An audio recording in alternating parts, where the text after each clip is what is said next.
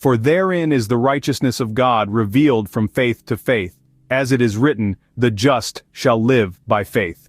Because in the gospel the righteousness of God is revealed, a righteousness that is from faith toward faith. What is the righteousness of God? It's progressing from one level of faith to another, ultimately reaching a final or complete faith. So, it's from faith to faith. God is called righteousness because he is the process itself, and those who carry out this process are called righteous.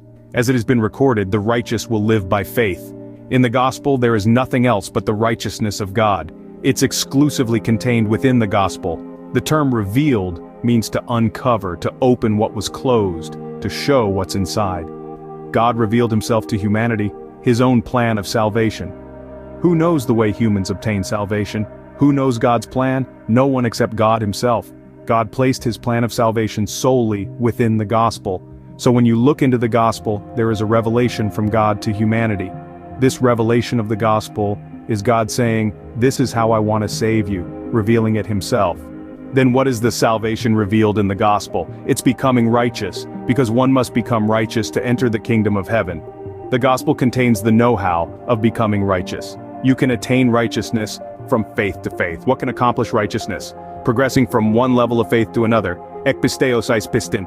Ek means out of, implying coming out from somewhere, and eis means into, implying going into somewhere. It's about coming out and going into.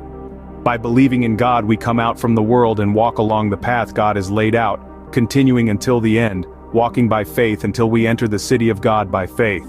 From start to finish, it's about teaching the whole process, saying, in the gospel, the righteousness of God is revealed. Those who walk this path are called righteous by God. In other words, what's another expression for this? Out of faith into faith. In a word, it's through faith. Through faith you go from here to the end through the whole process. That's why it's called through faith. This is exactly the same as what is said in Ephesians 2:8.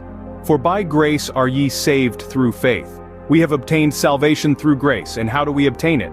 Through faith, through and through.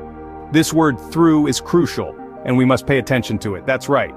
In the KJV Bible it says by grace through faith, but received salvation is actually in the present perfect tense, not past tense. How do we discover the gospel? Discovering the gospel is by the grace of God. If Jesus had not come to this earth to open the way of the cross, how would all mankind find that path? If he had not died on the cross, how could we find the way to God? Therefore, going to heaven through this way of the cross is only by grace. It cannot be without grace. But what do we do through this grace? What I do is through faith. Diapisteos eis soterion. It's obtaining salvation through the whole process of faith. Through is not an instantaneous thing.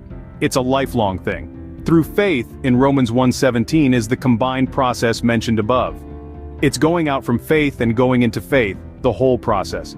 Through faith, starting from faith and ending with faith, you will receive salvation through God's grace. Work out your own salvation with fear and trembling. Philippians 2:12.